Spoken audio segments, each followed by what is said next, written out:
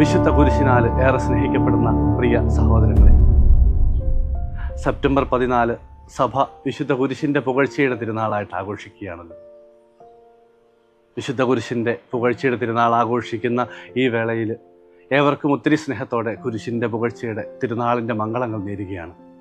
വിശുദ്ധ കുരിശിൻ്റെ പുകഴ്ചയുടെ തിരുനാൾ ആഘോഷിക്കുന്ന ഈ വേളയിൽ ഈ വിശുദ്ധ കുരിശിനെ പറ്റി ഒന്ന് ധ്യാനിക്കുക എന്നുള്ളത് വളരെ പ്രധാനപ്പെട്ടൊരു കാര്യമാണ് എന്ന് ഞാൻ വിചാരിക്കുകയാണ്. പണ്ടെപ്പോഴോ നഷ്ടമായി പോയ ഈ വിശുദ്ധ കുരിശിനെ വീണ്ടും എങ്ങനെ നമ്മുടെ കൈകളിൽ തന്നെ തിരികെ എത്തി എന്നുള്ളത് നമ്മളൊന്ന് ധ്യാനിച്ചിരിക്കേണ്ട വിഷയമാണ് എന്ന് ഞാൻ വിചാരിക്കുന്നു. AD 306 വിശുദ്ധ ഹെലേന രാജ്ഞി തൻ്റെ വിശുദ്ധനാട് സന്ദർശനത്തിനിടയിൽ ഈ വിശുദ്ധ കുരിശ് അന്വേഷിച്ചിറങ്ങുന്നത്. 80 വയസ്സുള്ള ഈ വിശുദ്ധ കുരിശ് അന്വേഷിച്ചിറങ്ങുകയാണ്. ക്രിസ്തുവിൻ്റെ മരണശേഷം ക്രിസ്തു ശിഷ്യരെ ഭയന്നുകൊണ്ട് അന്നുണ്ടായിരുന്ന ഈ യഹൂദജനം, അന്നുണ്ടായിരുന്ന പടയാളികൾ ഈ ക്രിസ്തുവിൻ്റെ കുരിശിനെ നശിപ്പിക്കാനായിട്ടൊരുങ്ങുകയാണ്. ഗാഗുൽത്താമലയിലെ ഏതോ ഒരു ഗർത്തത്തിലേക്ക് കള്ളന്മാരുടെ കുരിശോട് ചേർത്ത് ക്രിസ്തുവിൻ്റെ കുരിശും ഇവർ എറിഞ്ഞു കളയുകയാണ്. 300 വർഷങ്ങൾക്ക് ശേഷം ഹെലേന രാജ്ഞി നടത്തിയ ഒരു അന്വേഷണത്തിൽ ഈ 3 കുരിശുകളും ഇവർക്ക് തിരികെ ലഭിക്കുകയാണ്. അപ്പോഴും ഇവരൊരു സന്ദിഗ്ധാവസ്ഥയിൽ ഇതിലേത് ക്രിസ്തുവിൻ്റെ കുരിശ് എന്ന് ഇവർക്ക് തിരിച്ചറിയാൻ കഴിയാതെ വരും. അന്ന് ജെറുസലേമിലുണ്ടായിരുന്ന മെത്രാൻ്റെ സഹായം ഈ ഹെലേന രാജ്ഞി തേടുകയാണ്. മെത്രാൻ പറഞ്ഞ നിർദ്ദേശമനുസരിച്ച് നിത്യരോഗിയായ ഒരു യുവതിയെ ഈ 3 കുരിശുകളിലും സ്പർശിക്കാനായിട്ട് ഇവർ അനുവദിക്കുകയാണ്. ആദ്യത്തെ 2 കുരിശുകളിൽ സ്പർശിച്ചപ്പോഴും ഇവർക്ക് പ്രത്യേകമായിട്ടുള്ള ഒരു മാറ്റവും ഉണ്ടാകുന്നില്ല.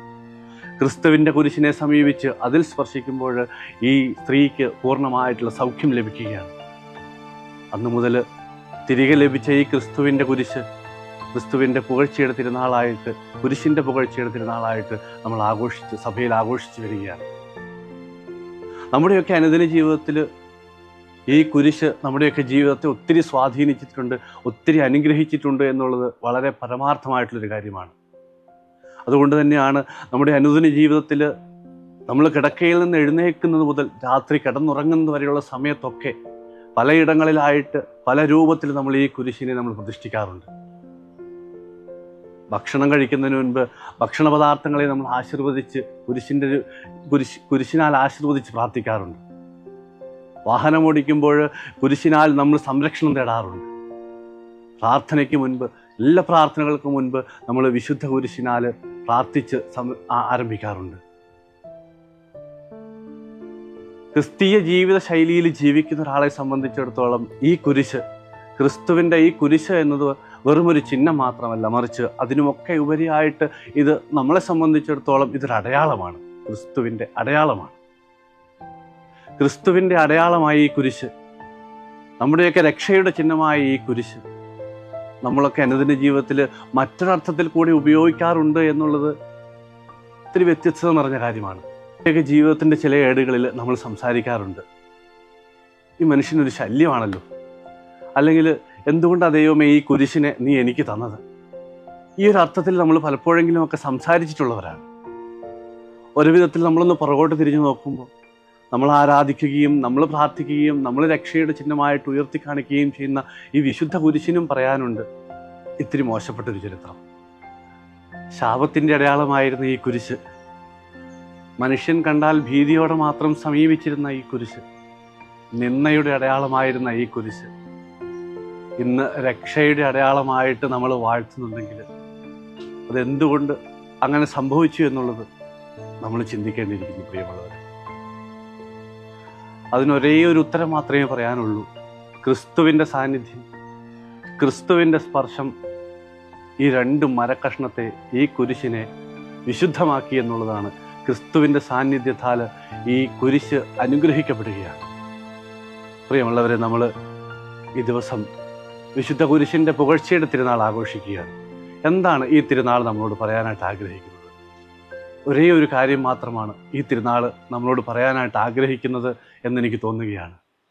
ക്രിസ്തുവിൻ്റെ സാന്നിധ്യം ഈ 2 മരക്കഷ്ണത്തെ വിശുദ്ധമാക്കിയിട്ടുണ്ടെങ്കിൽ, അനുഗ്രഹപ്രദമാക്കിയിട്ടുണ്ടെങ്കിൽ, നമ്മുടെയും ജീവിതം മറ്റൊരാൾക്ക് അനുഗ്രഹപ്രദമായി തീരണം എന്നൊരൊറ്റ കാര്യം മാത്രമേ ഈ തിരുനാൾ നമ്മളെ ഓർമ്മപ്പെടുത്തുന്നുള്ളൂ.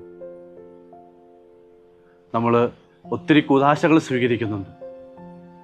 എല്ലാ ദിവസവും ദേവാലയങ്ങളിൽ പോകുന്നവരാണ്, വിശുദ്ധ കുർബാനയിൽ പങ്കെടുക്കുന്നു, ധ്യാനത്തിന് പോകുന്നു, കുമ്പസാരിക്കുന്നുണ്ട്.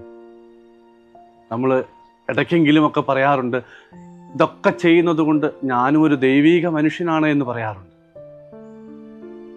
ഈ കുദാശകൾ സ്വീകരിക്കുന്നതിലൂടെ, ഈ കണ്ട പ്രാർത്ഥനകളൊക്കെ ചെല്ലുന്നതിലൂടെ എന്താണ് സഭ നമ്മിൽ നിന്നും പ്രതീക്ഷിക്കുന്നത്? ഈ വിശുദ്ധ കുരിശിൻ്റെ തിരുനാൾ ആഘോഷിക്കുന്ന ഈ വേളയിൽ എന്താണ് സഭ നമ്മിൽ നിന്നും പ്രതീക്ഷിക്കുന്നത്? അതിനുള്ള ഉത്തരം ഉൽപ്പത്തിയുടെ പുസ്തകം 12-ാം അധ്യായം 1, 2, 3 വാക്യങ്ങൾ നമുക്ക് പറഞ്ഞു തരികയാണ്. ദൈവം അബ്രാഹത്തോട് അരുളി ചെയ്യുകയാണ്, നീ നിന്റെ പിതൃദേശത്തെയും നിന്റെ ബന്ധുമിത്രാദികളെയും നിന്റെ ഭവനത്തെയും ഒക്കെ ഉപേക്ഷിച്ച് ഞാൻ കാണിച്ചു തരുന്നൊരു ദേശത്തേക്ക് നീ പോവുക. അവിടെ ചെല്ലുമ്പോൾ നിന്നെ ഞാൻ അനുഗ്രഹിക്കും, നീ ഒരനുഗ്രഹമായിട്ട് തീരും. പ്രിയമുള്ളവരെ, നമ്മുടെയും ജീവിത ലക്ഷ്യം ഇതാണ്. കൂടെയുള്ളവർക്ക് അനുഗ്രഹമായി തീരുക എന്നുള്ളത്.